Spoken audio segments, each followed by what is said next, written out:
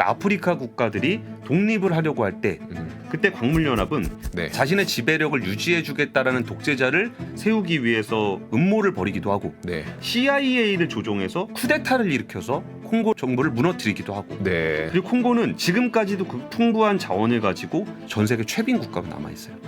너무 네. 나쁜 짓을 많이 한 그 이름이 광물연합입니다. 광물연합이요. 예, 결국은 인류의 흑역사를 다시 돌리는 역할을 해야 되는 것도 네. 이런 회사들의 역할이다. 압권 시작합니다. 오늘의 이야기는 물질의 세계 2탄입니다. 예, 광물을 좋아하시는 특이한 압권 구독자 여러분들을 위해서 네. 리튬을 준비했습니다.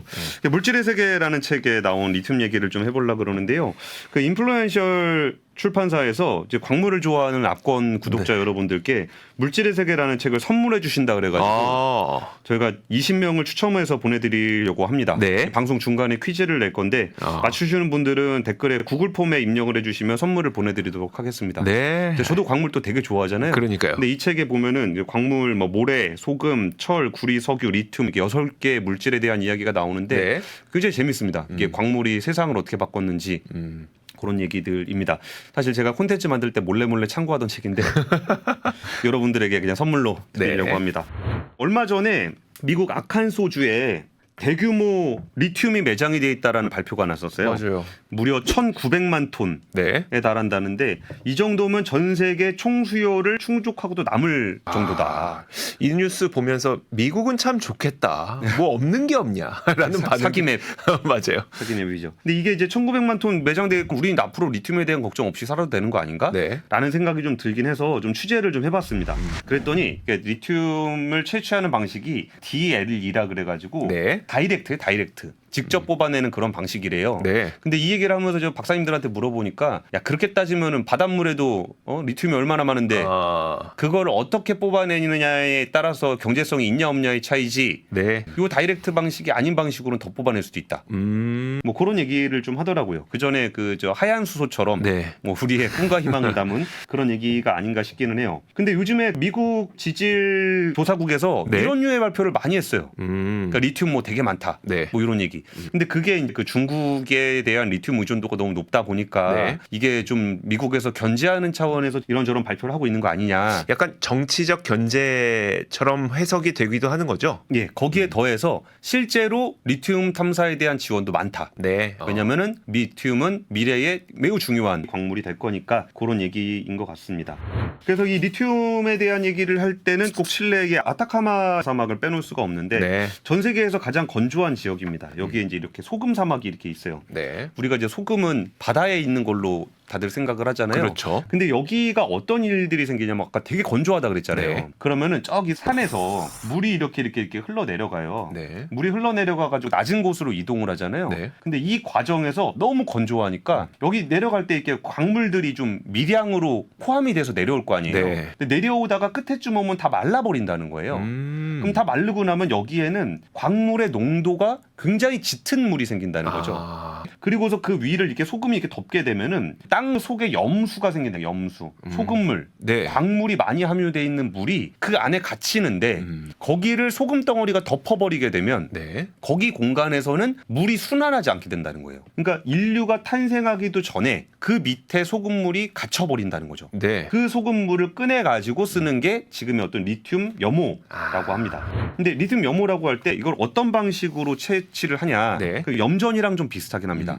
염수를 이렇게 넓은 땅에다가 이게 쭉 뿌려놓는 거예요. 네. 뿌려놓고서 마르면 제일 먼저 그 염수에서는 염화나트륨, 소금이 가라앉아요. 네. 그리고 염화나트륨이 가라앉고 그리고 칼륨이 가라앉고 네. 그리고 마그네슘 염이 가라앉아요. 그럼 마지막에 남은 물에는 염화 리튬이 25% 농도로 남게 됩니다. 네. 그럼 이 남은 염화 리튬은 농도가 높기 때문에 이 염화 리튬을 화학 처리해서 고순도 리튬을 뽑아내게 되는 거죠. 네. 그러니까 1년이 넘게 걸리는 거죠. 사실 리튬을 추출하는 과정이라고 해서 굉장히 뭔가 첨단 기술로 하는 것도 있겠지만 초반에 리튬을 정제해 나가는 거는 진짜 그냥 바닥에서 말리는 거네요. 말리는 겁니다. 말리고. 예. 그러면은 물 색깔도 이게 물질이 빠질 때마다 달라지게 돼요. 네. 이렇게 처음에 나올 때는 정말 물 색깔처럼 나오다가 이게 시간이 지나서 하나둘씩 가라앉게 되면은 황록색의 용액으로 변하게 됩니다. 그렇게 돼서 이 마지막에 진하게 돼 있는 이 부분이 네. 그 25%의 염화 리튬이다라고 보시면 될 것 같고요. 그럼 이게 진짜 어느 정도 사이즈의 어떤 정도의 일이 벌어지는지는 저희 이웃 사촌인 네. 언더스탠딩의 김상훈 기자가 아르헨티나에 있는 포스코 염호를 갔다 온 영상을 한번 같이 보시죠. 소금이 막 써 있고 우리 김상훈 기자 네. 짜냐고 물어보고 그래서 또 찍어 먹는 장면도 나옵니다. 네. 실제로 보시면 굉장히 재밌어요. 이렇게 염수가 위에 뿜어져 나오는 거예요. 저렇게 뽑는 거군요. 네, 염수를 쭉 뽑아가지고 여기다가 쭉 뿌려놓는 겁니다. 어. 그리고 1년 동안 말린 다음에 말려서 가라앉으면 또 옮기고 네. 말려서 가라앉으면 또 옮기고 자연 증발을 시키고 화학 공정을 거쳐서 리튬 제품을 만든다. 네. 이런 순서로 진행이 되는 겁니다. 그리고 사실 리튬 같은 경우는 과거에는 리튬을 거의 안 썼어요. 네. 그러니까 뭐 굳이 쓸 일이 없고 리튬 굳이 쓰면 우울증 치료제? 그래요? 네, 우울증 치료제는 리튬을 씁니다. 오. 그래서 좀 극단적으로 리튬을 좀 수돗물에다 넣으면 네. 사람들이 더 기분 좋지 않겠냐. 뭐 이런 얘기를 하시는 분도 있습니다. 네. 근데 뭐 지금 리튬이 매우 중요한 광물이 된 거는 배터리 때문인데 배터리에다가 리튬을 제일 먼저 쓴 사람은 요분 얼굴이 좀 익숙하죠. 누구죠? 발명왕 에디슨. 에디슨이십니까? 예, 예. 에디슨이 그 전기차도 만들었습니다. 그래요? 예, 전기차를 만들면서 전기 배터리를 만들어야 되는데 네. 여기에 그 납을 썼어요. 납. 납이 근데 너무 무거운 거예요. 네. 납이 너무 무거우니까 차에 그 너무 무거운 거 실으면은 다니기가 힘들지 않냐. 네. 그러면서 에디슨이 이제 그럼 나머지 원소를 좀 찾아야 되잖아요. 조합이 되는. 그러면서 그 생각을 했던 겁니다. 이렇게 납이 여기 이렇게 82번 무거운 쪽이거든요. 그 반대에 섞는 거는 가벼운 데 있어야 될 거다. 신의 섭리다 이건 자연에. 네. 그래가지고 가벼운 애들 중에서 골랐다. 썰입니까? 진짜입니까? 진짜입니다. 진짜입니까? 예, 그래가지고 수소 그리고 여기 리튬을 넣었었다고 해요. 네. 사실 그 니켈 수소전지 같은 경우는 도요타 하이브리드에 지금도 들어가고 있고요. 네. 리튬은 에너지 밀도가 굉장히 높아서 배터리로 쓰긴 좋은데 다루기가 되게 힘들어요. 네. 그러니까 물에다 집어넣으면 불나고 지금도 불나면 그렇죠. 못 끄잖아요. 네. 그래서 굉장히 어려운데 이 리튬이 전지화가 됐던 거는 영국이 개발하고 미국이 발전시켜서 일본이 양산을 했다라는 네. 얘기가 좀 나오고 있어요. 그리고 이제 결국 재미를 본 건 어디다? 한국이랑 중국. 한국, 중국. 네, 이렇게 돼 있는데 왜 그러냐면은 1970년대에 요 분인데요. 네. 휘팅엄 교수님이에요. 이게 그 엑소모빌이 네. 1970년대에 오일 쇼크를 맞으면서 야 이거 더 이상 기름으로는 안 된다. 네. 그래서 전기의 시대를 대비를 해야 되는데 배터리를 만들어야 되겠다라고 네. 고민을 좀 하고 있었어요. 근데 이제 어떤 문제가 있었냐면은 배터리를 물질의 세계에서는 아파트와 오피스로 비유를 해요. 네. 여기가 오피스 사무실이고요. 네. 여기가 아파트. LPT라고 쓰면은 전 세계 사람들이 다 아파트먼트를 다 안다는 거 아니에요? 이 아파트입니다. 우리 오피스는 사무실. 그러면은 충전이 다 돼 있는 상태는 네. 다 직원들이 출근해 있는 상태. 그러니까 리튬 이온이 이쪽에 이렇게 와 있는 겁니다. 네. 그러다가 일을 하면 지치죠. 그렇죠. 아우 힘들어. 아파트에 가야죠. 이렇게 퇴근을 합니다. 네. 그럼 직원들이 다 퇴근을 한다. 네. 그러면은 완전 방전 상태가 된다. 그리고 다 쉬고 나면 다시 회사로 출근을 한다. 네. 그러면 충전이 된다. 근데 요 상황에서 전류가 흐르죠. 네. 그러면서 전기가 만들어진다라고 비유를 하면서 전문가들이 보면 싫어할 거다라고 책에 나와 있습니다. 전문가들이 보면 왜 싫어합니까? 그냥 뭐 비유가 그렇다는 거지 정확한 의미는 아니다. 뭐 이런 얘기였어요. 네. 근데 이게 문제는 충전 방전을 할 때 양극과 음극의 화학 구조가 바뀌는 게 문제였어요. 네. 근데 여기서 아까 휘팅엄 교수님이 만든 거는 리튬 원자가 전극을 이동해도 손실이 없도록 하는 방식을 만들었다. 이게 휘팅엄 교수님의 공로입니다. 그러면 계속 충방전이 가능하다는 얘기네요. 그렇죠. 그래서 만들었는데 동전만하게. 네, 키웠더니 불나더라. 그랬군요. 네, 여기까지가 휘팅엄 교수님의 공로고 네. 그 다음에는 충분히 좋은 굿 이너프. 더 이상 좋을 수 없다 굿 이너프 교수님.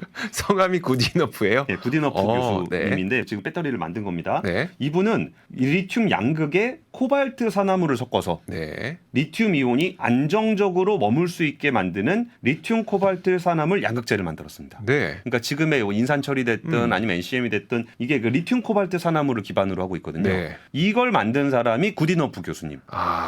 그리고 그 바톤을 이어받은 사람이 여기 요시노 교수님인데 네. 요시노 교수님은 뭘 만들었냐면은 아까 구디너프 교수님이 양극재를 만들었잖아요. 예. 그 요시노 교수님은 침상 코크스를 가지고 흑연을 만들어서 음극재를 만들었습니다.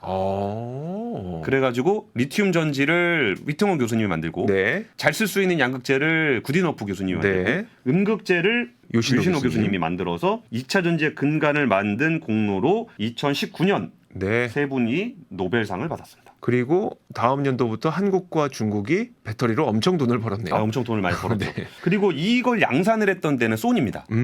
소니가 어떻게 했냐면은 거기에다가 그 캠코더를 만들었는데 네. 여기에 배터리를 좀 넣으려고 했어요. 그래가지고 뭐가 좋을까 하다가 원통형 네. 리튬이온 배터리를 만들어가지고 거기에 이제 대박을 낸 거죠. 네. 처음으로 양산을 한 업체가 그래서 소니가 됩니다. 그리고 그 역사는 굉장히 흥미롭게 흘러가는데요. 원통형 배터리를 쓰다가 애플이나 일본의 노트북 만드는 회사들이 네. 원통형을 쓰니까 너무 두꺼워. 좀 납작하게 만들어야 되겠다. 네. 그래가지고 각형과 파우치를 만들게 됩니다. 근데 지금 이미 배터리 양산 체계는 원통형으로 다 돼 있었잖아요. 네. 그래가지고 이거 원통형 배터리가 똥값이 된 거예요. 그래갖고 저기 시골에서 돈이 없는데 배터리를 구하지 못해갖고 헤매고 있던 그 조그만 스타트업 뭐죠? 이름이 테슬라라고. 그리고 야 제일 싼 2차 전지가 뭐야? 그랬더니 야 이 원통형 2차 전지가 똥값이 됐대. 네. 그래가지고 원통형 2차 전지로 전기차를 만들게 된 게 테슬라. 이렇게 역사가 이어지게 되는 겁니다.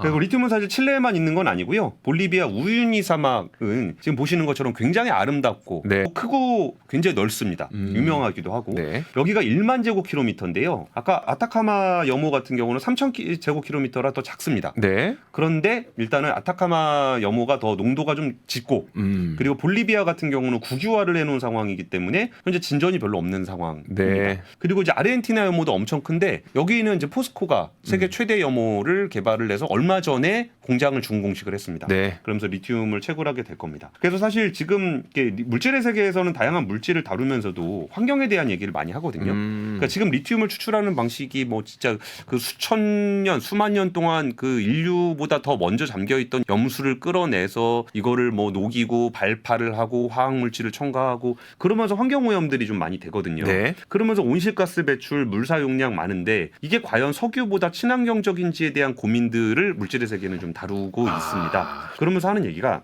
내연기관이 네. 지금 기후 위기를 초래한 건 맞잖아요. 네. 근데 그럼 내연기관이 없었다면 인류는 더 깨끗한 환경에서 살았을까? 그렇지 않다. 우리는 말똥에 묻혀버렸을 거다. 그러네요. 예, 그런 얘기들을 많이 해요. 네. 만약에 우리가 철강을 하지 않았다면 이산화탄소 배출은 좀 덜 했겠지만 네. 그렇지 않으면 우리가 얼마나 많은 목재를 사용했어야 될까? 그렇죠. 그런 부분들이 좀 있다는 거예요. 그래서 대안으로 리튬이 부상을 하고 있는데 네. 친환경적이지 않다고 해서 안 쓸 것인가? 네. 아니면 이걸 오히려 더 친환경적으로 사용하는 고민을 해야 되는 거 아닌가라는 고민을 좀 안겨주긴 합니다. 저는 사실 좀 물질의 세계를 읽으면서 킥이 진짜 네. 흥미로운 포인트가 이런 것 같은데 물질에서 시작을 해서 현재까지 이어지는 이야기들을 하고 있어요. 네. 유미코어는 벨기에 회사인데 세계적인 광물 회사고 한국에도 공장 4개인가 있습니다. 그래요? 예, 굉장히 유명한 회사예요. 네. 근데 사실 벨기에는 프랑스, 독일 사이에 있는 작은 나라거든요. 그렇죠. 근데 이 나라에 네. 왜 난데없이 세계적인 광물 회사가 있을까? 그러니까요. 이런 부분도 좀 궁금한데 네. 시대는 1900년대 초로 돌아가서 유럽 국가들이 아프리카에 진출해서 식민지를 만들고 잔인하게 아프리카 사람들을 착취했었는데요. 그 중에서도 벨기에 국왕 레오폴드 2세는 정말 잔인하기로 유명했던 사람입니다. 네. 그 사람은 이제 콩고 공화국을 개인적으로 가지고 있고 그 콩고 공화국은 지금도 코발트라든지 주석이라든지 그렇죠. 이런 거 생산지로 굉장히 유명하잖아요. 네. 그러면은 거기서 캐낸 광물들이 벨기에로 들어와서 지금 세계적인 광물 회사의 뿌리가 된 거예요. 네. 근데 얼마나 잔인했었냐면은 이게 그 당시에 1904년에 한 사진인데 네. 이 장면들을 볼 때 진짜 좀 말로 설명하기도 어려운 게 이게 손입니다. 네? 이게 발이에요. 저 밑에 있는 게요? 예. 그리고 이분은 지금 손목이 없죠. 네. 이게 할당량을 채우지 못하면 네. 손목, 발목을 잘랐습니다. 그리고 심지어 이 장면은 경비병이 그의 아내, 딸, 아들을 죽이고 어린 딸의 손과 발을 바라보고 있는 아빠의 모습을 찍은 사진입니다. 그리고서 경비병들은 아내, 딸, 아들을 죽이고 손과 발은 아버지에게 주고 네. 나머지 시체는 요리를 해서 먹었다. 정말 식민지의 역사가 워낙 잔인하기도 하지만 네. 특히 잔인했던 게 벨기에의 식민지 얘기입니다. 그리고 이런 사진들은 워낙 많아서 그 콩고에 있는 고무, 상아, 코발트, 우라늄 이런 물질이 굉장히 풍부한 지역인데 네. 이 지역을 착취했던 어두운 역사를 가지고 있습니다. 그리고 이 지역을 착취하는 기관이라고 하면은 벨기에 기관인 광물연합이라는 데가 있습니다. 광물연합이 결국은 이런 잔인한 행위들을 하고 광물을 유럽으로 보내서 유럽의 광물 산업을 만들게 된 건데 이 광물연합은 정말 나쁜 짓 많이 했어요. 네. 그러니까 아프리카 국가들이 독립을 하려고 할 때 그때 광물연합은 독립운동의 배후에는 소련의 공산주의자들이 있다. 라고 선동을 하면서 선동을 했군요. 자신들이 미는 독립국가 카탄가를 세우기 위해서 네. 자신의 지배력을 유지해주겠다라는 독재자를 세우기 위해서 음모를 벌이기도 하고 네. 음모가 실패를 해서 콩고가 독립국가가 설립이 됐더니 CIA를 조종해서 쿠데타를 일으켜서 콩고 정부를 무너뜨리기도 하고 네. 그리고 콩고는 지금까지도 그 풍부한 자원을 가지고 전 세계 최빈 국가로 남아있어요. 너무너무 네. 나쁜 짓을 많이 한 그 이름이 광물연합입니다. 광물연합이요. 예, 광물연합. 네. 이 이름을 바꾼 이름이 바로 유미코어입니다. 정말 잔인한 역사를 가지고 네. 있는 거죠. 네. 이런 역사 속에서 유미코어가 세계적인 광물 회사가 되고 이런 광물을 잘 다루기 때문에 배터리 양극재 분야에서도 세계 1위 회사가 될 수 있었던 겁니다. 근데 이 책에서 주고 있는 아이러니는 네. 그러면 지금 유미코어가 가장 주력하고 있는 산업은 어떤 산업이냐라고 했을 때 네. 유미코어가 지금 주력하고 있는 산업은 순환자원입니다. 순환자원이요. 네, 순환자원은 뭐냐면 지구에서 광물을 캐서 살고 있는 지금의 인류가 과연 지속 가능할 것인가. 네. 광물을 캐는 과정에서의 인권 문제라든지 아니면 환경 파괴 문제가 너무너무 심하잖아요. 네. 그래서 우리가 더 이상 지구를 괴롭히지 말고 인류는 이미 충분히 많은 광물을 캐냈다. 네. 그러니까 광물을 캐서 사용을 했으면 그 사용한 광물을 다시 리사이클링을 해서 네. 이 리사이클링한 광물을 다시 생산해 쓰자. 이게 순환 자원이거든요. 네. 그렇게 되면은 지구를 파괴하지 않는 방식으로 인류는 자원을 확보할 수 있고 그 자원은 지속 가능한 산업을 만들 수 있다라는 게 순환 자원인데 네. 유미코어가 순환 자원을 굉장히 주력해서 하고 있는 회사입니다. 그러니까 어찌 보면 지금 인류 앞에 놓인 그 유일한 대안이 순환 자원이고 네. 이 순환 자원을 잘 할 수 있는 회사는 그동안 자원을 많이 다뤄봤던 광물을 많이 다뤄봤던 회사이고 결국은 인류의 흑역사를 다시 돌리는 역할을 해야 되는 것도 네. 이런 회사들의 역할이다라는 얘기를 또 던지고 있어요. 자동차 회사가 탄소 배출을 하지만 탄소 배출을 하지 않는 자동차도 네. 결국 우리 자동차 회사들이 만들 수밖에 없는 거고 철강 회사도 탄소 배출을 많이 하지만 인류가 철을 사용하면서도 탄소 배출을 하지 않는 수소환원 제철은 네. 제철 회사들이 할 수밖에 없다라는 거고 결국은 인류가 살아가야 될 이 물질의 세계의 아이러니를 잘 보여주면서도 이런 고민을 통해서 우리가 인류의 지속 가능성을 확보해야 된다라는 내용을 이 물질의 세계에서는 다양한 광물들에 대한 이야기를 하면서 전하고 있습니다. 흥미로운 포인트도 있었고 충격적인 포인트도 있었고 이런 포인트들을 물질의 세계를 읽으면 다 볼 수 있는 겁니까? 그렇죠.